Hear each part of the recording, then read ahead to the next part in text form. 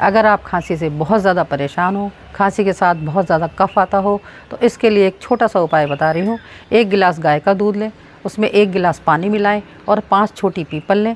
तीनों को एक पैन में डालकर हल्की गैस पर पकने के लिए रख दें। जब वो आधा रह जाए तो दूध को छान लें और जब हल्का गर्म रह जाए तो घूंट-घूंट करके पिएं और जो बची हुई पीपल है उसको चबा-चबा कर साथ में खाएं। जब आप 2-3 दिन ऐसा करेंगे तो आप देखेंगे आपकी खांसी बहुत जल्दी ठीक होने लगी है, कफ में भी आराम हो गया है।